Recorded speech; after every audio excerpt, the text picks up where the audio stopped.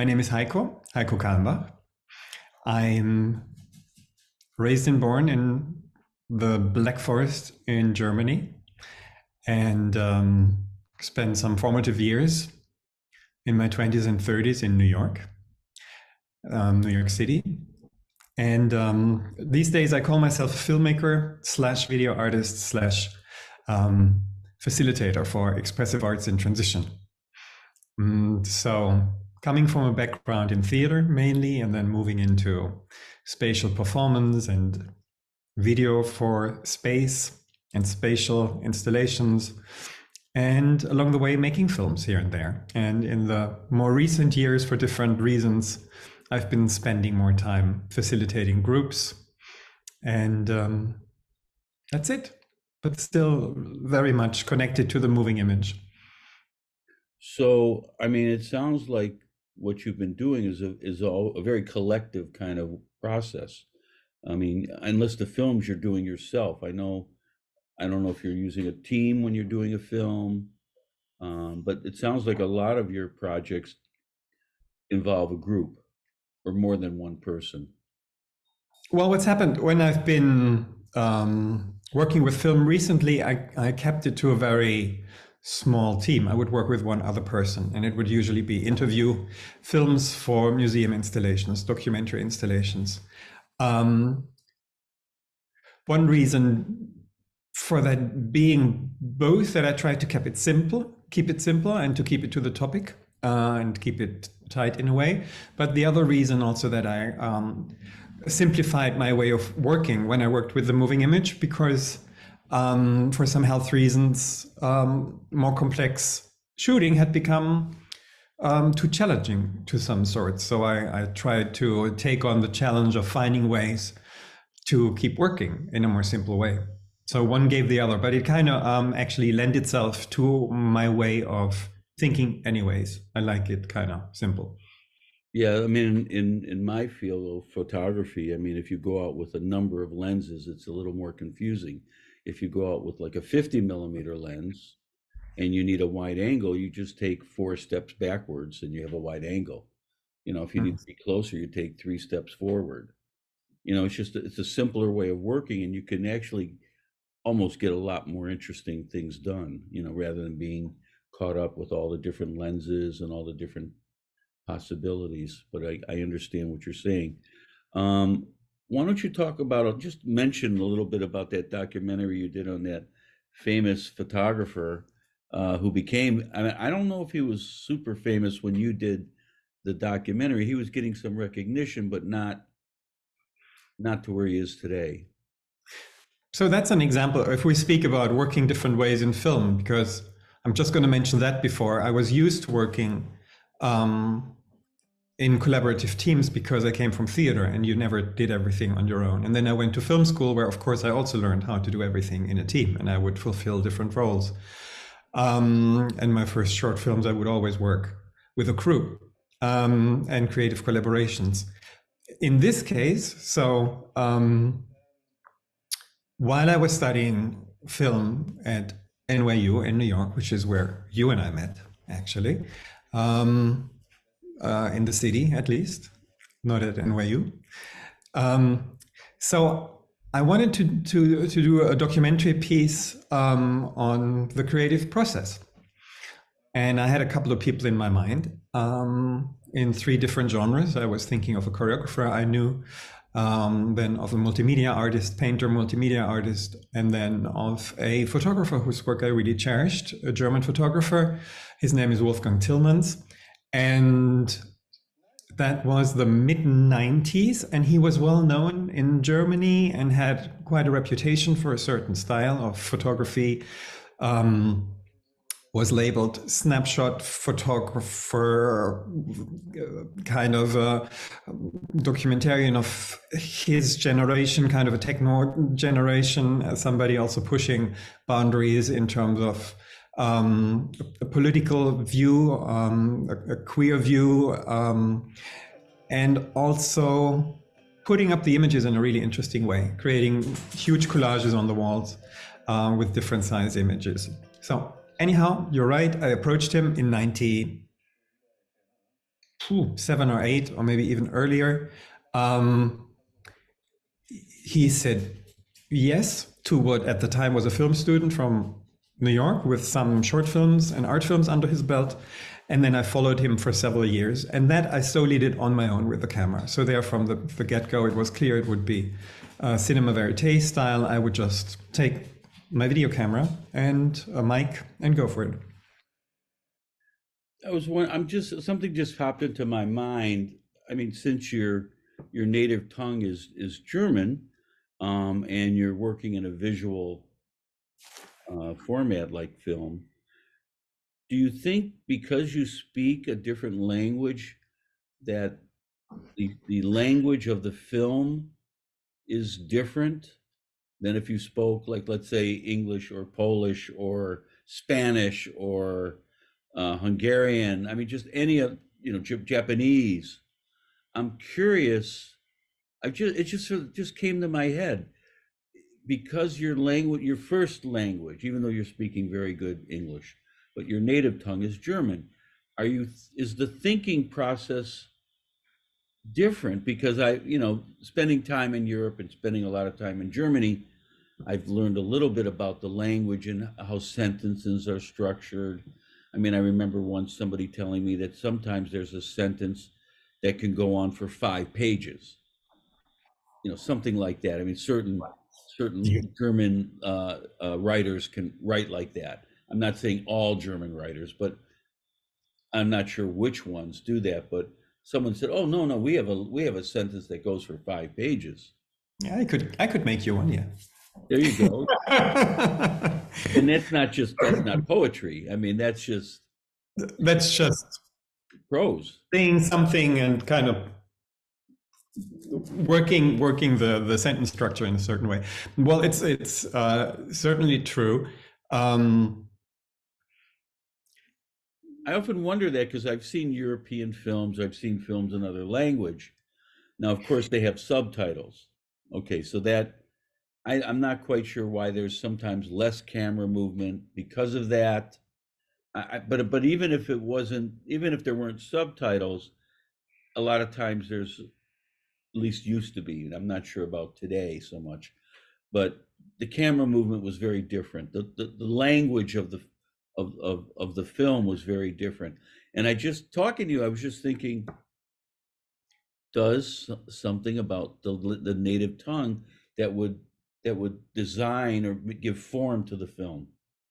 Well, I certainly think it could, especially if the native tongue lends itself to the character or the way of looking at the world of the person who carries that voice. For me, certain things to say in English became easier than in German, and it was also at times easier for me to write or make stuff in a second language. At the same time, I know that for the longest time I tried to avoid a dissolve in filmmaking, and I liked very clear edits and very clear structure. And as you phrased your question, a structuralist documentary filmmaker friend of mine also came to my mind, where I definitely would say his way of applying montage to a film totally lends itself to kind of a German linguistic approach. So, but I would also say it goes then with characters, and like in New York, you had Jonas Makers, who came from Europe, and his style was very fluid and poetry-like and diary-like. So it's both. It's probably a layer of it all. Very nice. Well, I just was, just got me thinking. Don't ask me how it came into me, but it just got me. No, but it's a relevant question. And what's in there for sure, I know that for me, it always helps to change languages or to change genres or to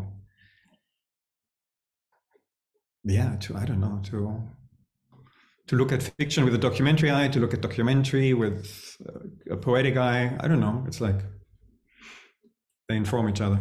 Do you think that in the film that could mix like the language of your native tongue, and now that you're speaking your second language, which is English, which oh no, you're living in Berlin right now, so I doubt if you're speaking much English in Berlin. I mean, Oh, you would be surprised. really? Okay, well, okay. But anybody who's Deutsch would be speaking Deutsch to you. I mean, Yes. you might be speaking English to an American who's there who speaks German, but maybe it would go into maybe I'm not even sure. But getting to the topic of this interview, you were a part of this exhibition, Stories of Influence, which I had a retrospective that just took place last October through December in Detroit, basically honoring my mentors, my elder mentors, and influences. And you have influenced me in your own little way, in many different ways. So I've invited people like yourself to come into this space and try to share some of your feelings about it. And one of the questions, I have a few questions, and one of the questions is, of all the people whose work and lives have most influenced you, which one is least obvious in your work? I could repeat it if you want me to repeat it. No, I think so. It's about the one who is least obvious in influencing. And while my head goes thinking, I'm going to say thank you for including me, because I would say meeting you in New York early on in the 10 years that I lived there has definitely had an influence on my way of looking at art and looking at the world. And it's definitely influenced my way of doing things and creating. So it goes both ways. Yeah, you've helped me on some of my projects in Berlin. Actually, I appreciate that. I just want to say that on the Yeah, and you quite the one by one, the one by one group. Yeah. both ways, Todd, both ways. And as now the back of my brain kept going, actually one name keeps sticking, and maybe it's not that far-fetched. Agnes Martin comes to my mind, which is not really a filmmaker at all. No, but it's funny. When I first saw her work and I saw an exhibition, I believe it was at the Met, and they had an exhibition of her work. And when I walked into the room, it broke gravity. That's the feeling that I had with her work. I don't know how it affects you, but Well, as we talk about, even just as I mentioned her, I'm getting the shivers back here. Like, and I think I saw the exhibition you mentioned. I also remember seeing an exhibition at the Center Beacon upstate.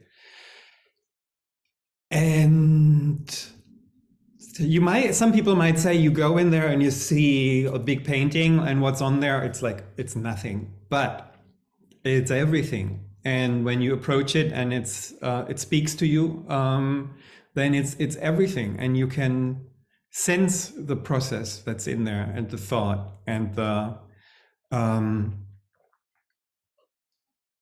meditation, the transcendence, the giving the layers and the image a chance. And that's just wonderful. And then some of them, if you move closer and you start seeing lines or where the brush strokes actually went, and there's so much depth and space and time in there all at once. So, and as I say that, of course, that's all part of film as well. Yeah, so she would be the one. I remember the writings that I could find of her. They would be sitting on my desk, and I would cherish them very much. There was one book which was German and English, which I really liked.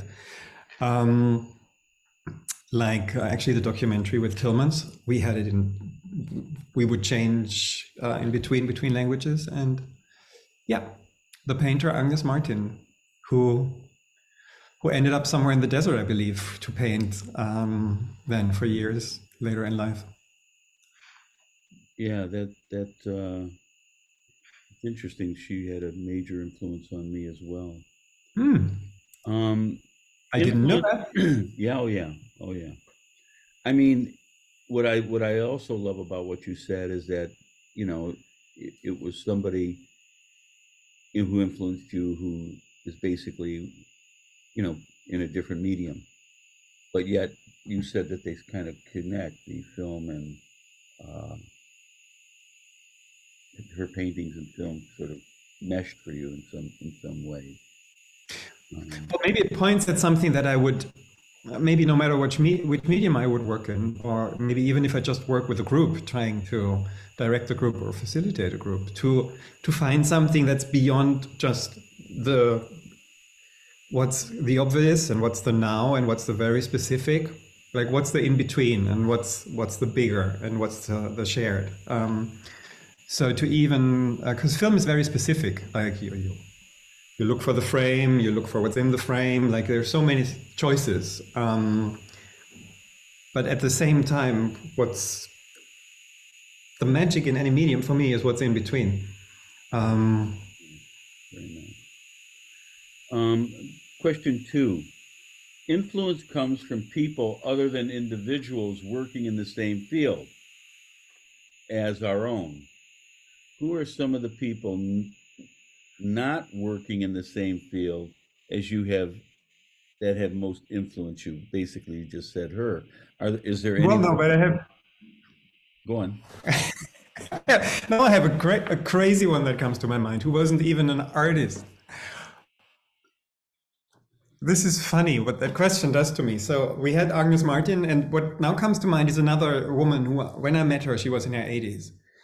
And I was maybe 20 years old. And I was a caretaker of her as a civil servant in Germany. And her sister had been a photographer. And she had been a documentary photographer, and they lived at the Lake of Constance, and that sister had been taking pictures of Zeppelins flights of these I don't even know what was in those airships. I don't even know what you call them in English. But this woman,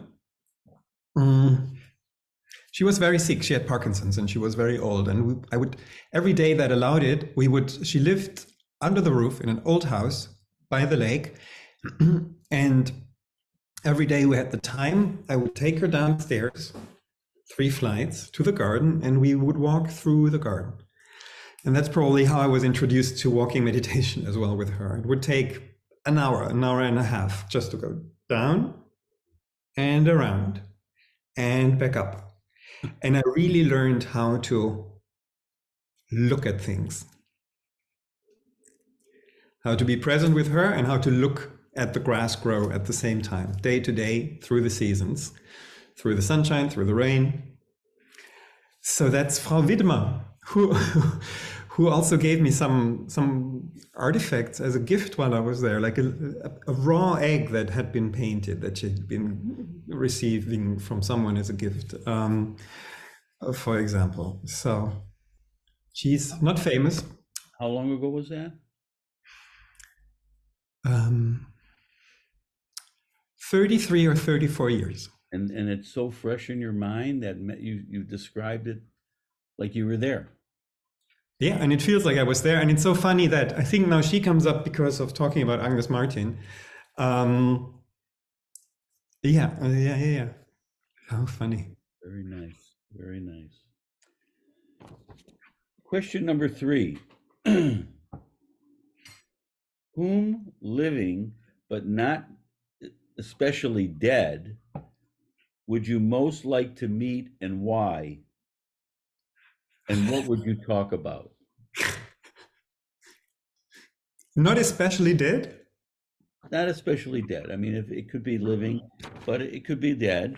And if you would meet, what would you like to talk about?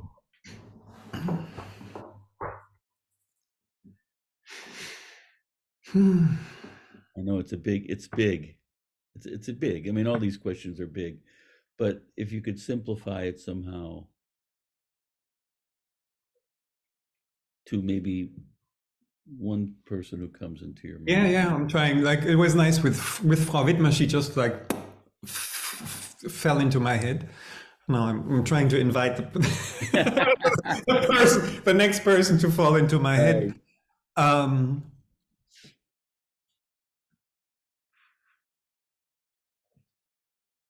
I've been in a meditation retreat last week, and so I was very much busy just going into myself, and it's interesting because that's a really generous offer, Todd. Like to be able to talk to anybody, alive or not, especially dead.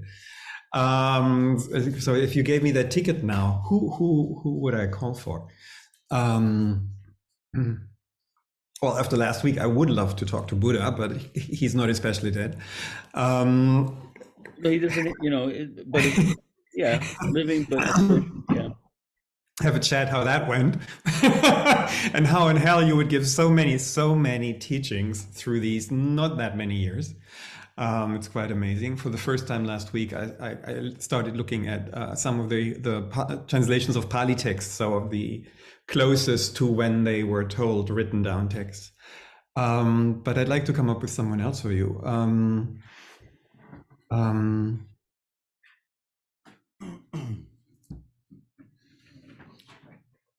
I have a new book that I've been reading. There you go. Hi, can I talk to you? Yes, you can. Yes, you can.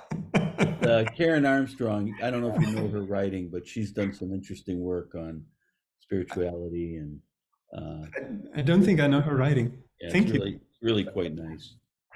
Thank you. She gets into the Pali Canon, and she talks about a lot of different things about Buddhism. Yeah. So it's interesting. The ones that came to my mind are actually also names I don't want to mention here because it's people I would like to shake and ask, like, what the hell are you doing? And I don't even want to go there by speaking their name. So it's not on the side of like who's especially inspiring, which Buddha definitely is. But on the other side, like, come to your senses. Like, what is going on? If I could go really behind what actions are happening there. Right. So in other words, what you're kind of saying is influence can also have a urgency. Yeah, totally. Like there's a lot of things and actions I don't understand at the moment, and that's also a certain kind of influence. And well, it has an influence on you to exactly to go your own path, your own way. Question 4. Suffering profoundly affects everyone. If you are comfortable sharing your experience, please describe how suffering has influenced your own work and perspective. Ooh. Are we going the next step into Buddhism? We might have to take an intermezzo break on this one. No, just kidding. Well, I have two things come to mind.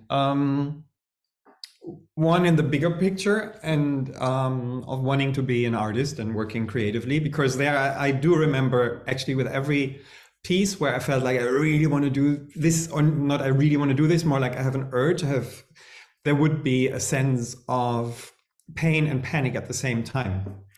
And so it's interesting. And then it would turn into the opposite. And that somewhat. How do you allow yourself to be one with that? I mean, some people, if the pain would come in, would just be discouraged totally and try to run from it. I don't know. I feel like early on somebody just gave me the golden nugget of actually go where the pain is and go where the fear is. And that then would be a potential door to either then something that becomes something and resonates with others, or something that might not become something and resonate with others, but then maybe teaches you a lesson or gives you something and allows you to grow in a certain way. So I've experienced both, certainly. And the first thing that came to my mind, though, was a health crisis I had where I felt like, I can actually not create anymore. And which taught me, and that connects strongly also with meditation practice and Buddhism, which taught me very quickly to just let all preconceptions and plans go. And there we are in big lesson also of sitting practice, meditation practice, which you do as well, and that became a big golden nugget for me of just being with what is and taking it from there. And that was the time where I considered not doing film anymore at all, because my body didn't like to take it. Started working with groups, started working with low skill approaches to using art in a different way. And there's a lot of treasures in there that came out, but they came out of a complete letting go of everything that I had thought should be a path. Isn't it interesting how the mind can be so oblivious to really what you really want to do? You know, the mind is, you know, they're talking about AI. I'm not quite sure if AI can really do what the mind does. You know, I mean, there was a series on PBS some time ago about the brain. Charlie Rose had a bunch of people. It was for weeks, and it was fascinating how much the mind really decides everything. The human mind. I mean, it's, you know, we decide which rivers to change and which road to change and which building to build, and you know, and they've also brought up, you know, health with the mind, disease with the mind, and how the mind can control diseases, and there's a correlation. And it sounds like the work that you're doing is again proof that if you confront the mind, you can ease the illness. I've definitely experienced both. Healing by addressing certain practicing with the mind, and then later on in terms of facilitation of expressive arts in transition, I've definitely experienced the same when working as a facilitator with groups. So I'm totally with you. And where my mind is in that context is, how would we start acting differently in communities like cityscapes or nation states in terms of making decisions for how we build our cities, our houses, how we live together, if we wouldn't just act from the mind, but also would sense into something else together. And it's really hard to frame that, because we're so used to doing it a different way, and that's how just everything has run. But that's actually on my mind quite a bit. How that could. And there are people like yourself who are confronting that, and their intentions are changing. You know, a lot of it is intention. You know. Question number 5. What would you like your legacy to be, to end up, and why? That's a great question. And that's a question we should ask ourselves every single day. Like, when I die, what would be really great to have in the air? Well, first thing that came to my mind as you asked the question, and I will say I haven't thought about it recently, but I thought about it in a way that it would be good to think about it. And the one thing that came to my mind as you phrased the question was, do easy. Do easy in a sense of trust, and let it be as well, and don't push too hard. Because I feel like I've seen a lot of pain and suffering that had to do with just that. People pushing too hard and not trusting enough in process and flow of things. And now it feels like for many years there's so much urgency that keeps building up in different areas of living together on this planet. So what does it mean to not just hold the breath, but also to try and breathe with what is and see what that can give us? It's kind of a mushy answer, but I feel like that it's probably very simple in a way. Well, it's interesting because what came to my mind, excuse me, is trusting your breath. Like most of the time, you don't even realize you're breathing. True.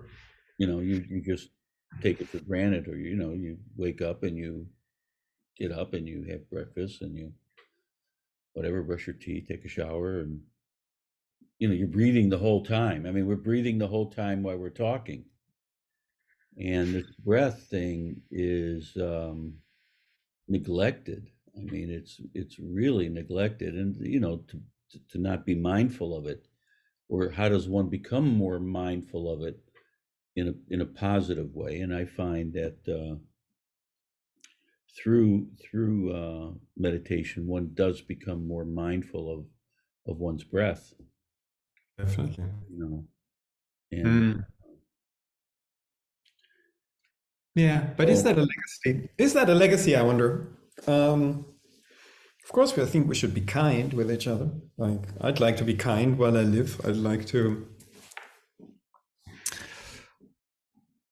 live in a kind world and try to imagine that the world becomes kinder and kinder once I'm gone.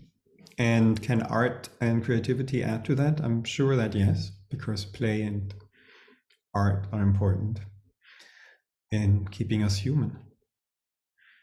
They tend to ask interesting questions, that's for sure.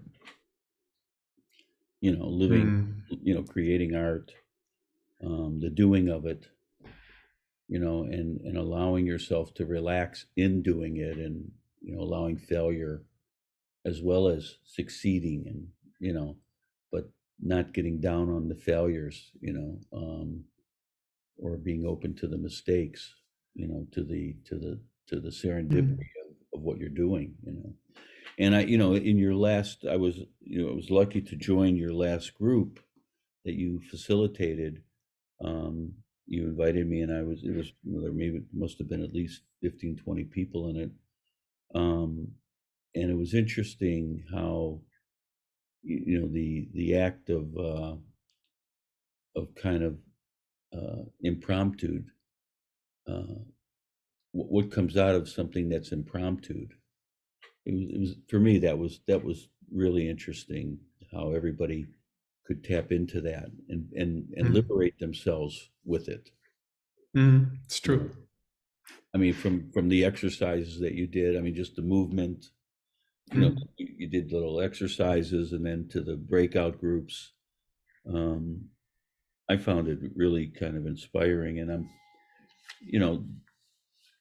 through an art practice that I do with one of the monastics here, the temple here, the Zen temple, New York, I've been learning how to maybe use that as a teaching element also. And that's one of the things that I got out of that. And I'm about to do a workshop this next week, which you're going to speak to them.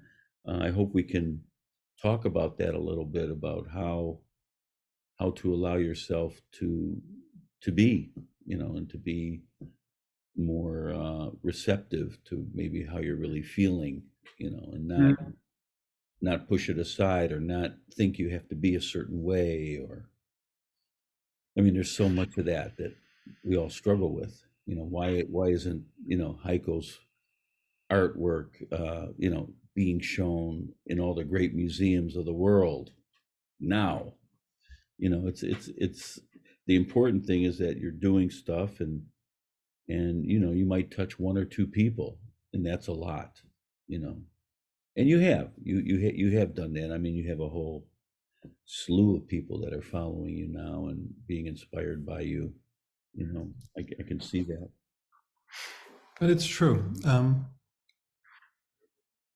But that's also a choice. You know, for me, it was interesting to follow Wolfgang Tillmans, if we get back to that. And I don't know if you were going to link the piece on the website, but maybe it'll be. Yes, we are going to do that.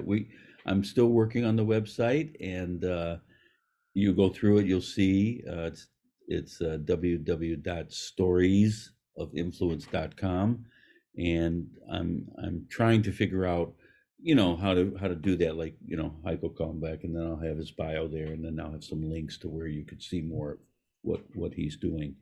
Yeah, but what I was going to, I've had criticism that the shows should be about me, but you know, I keep fighting that, and I say, yes, it's about me through others. I liked your approach, and I want to say two things, because there was one more thought with Wolfgang Tillmans, because you say, like, am I an artist if I'm not like having my work everywhere? And I would also say yes. And it was interesting for me to follow someone for I think maybe almost 10 years, 8 years, I believe, who won the Turner Prize while I followed him, who had like starting to have these big exhibitions, and I could see that was really it's part of his creative development and growing and kind of being in exchange with bigger and bigger audiences. And for me, it was always much more about being in a process and being in a certain project, and to be in the now of what's happening there. And then I'm happy when audience follows and when I can share it with the public. But that's the main thing, that process for me, in a way. And then if I can keep doing some of those steps in my life in different directions. So that's the one thought on that. And then the other thought on you, because then I was going to ask you if you've been asking yourself the same questions that you're asking us, that we're so beautifully invited in your So maybe you want to invite me to ask you the same questions. What have you thought? Well, first of all, I want to commend you for creating your retrospective that way, that it's you, and I've known you and different ways of your work and different oeuvres, which would totally stand alone. But I also like that you acknowledge the togetherness that we experience on this planet, in this life, that of course is part of your work as you are looking at the world and or at other humans on this planet, or remnants, echoes of human traces. So I always appreciated that very much about you and your work. Thank you. And I would want to ask you, do you know, after you asked me this question 5, what you would imagine your legacy you would want to be? That's interesting. Right now, and maybe it changes every time. Yeah. You know, like in this little brochure that I put together on my exhibition, and I list, you know, I have it here actually. Let me just. I have it here. It just happened to be doing something with the website, and you know, I have this. I gave out this little pamphlet, and in the pamphlet is the artist's statement. It's a quote by Ernst Haas, which I loved, and it says, "You become things, you become an atmosphere, and if you become it, which means you incorporate it within you, you can also give it back. You can put this feeling into a picture, a painter can do it, a musician can do it, and I think a photographer can do it too." And that's what he would call dreaming with open eyes. And that's something that I start the exhibit with. And then there's the list of all the people that in some way touched me from 1967 till now. And then I have a little thing on the back, and you ask what my legacy would be, and I have a special thanks. And the last one that I put, I put, you know, my Detroit immediate Weinstein family. They've been so great spending time this summer and with everyone doing the creation of this exhibition. because I had been away for 50 years. And then the last sentence is, you know, my parents, mom and dad, I did it. So yes, my legacy would be that I just did it. Yeah, beautiful. Something like that, you know, that's what just came to my mind with your Beautiful. And that is a legacy, and that is actually empowering to all of us, you know, to anybody following, to all the students you teach, the ones who witness your work. Beautiful. So the final question of this interview, which I really appreciate you taking the time, Heiko, today. Is there one thing or a feeling or a sentence or an idea of what you would love to leave us with today that you think could help us? Not just you and me, but us. Us. I was just going to say, as I look out there, trust the light. Trust the light. Yeah. Trust the light. Thank you, Todd. It was very inspiring conversation. I hope you enjoyed it. I did. Thank you very much. I can stop the recording now. Let me just, how do I do that?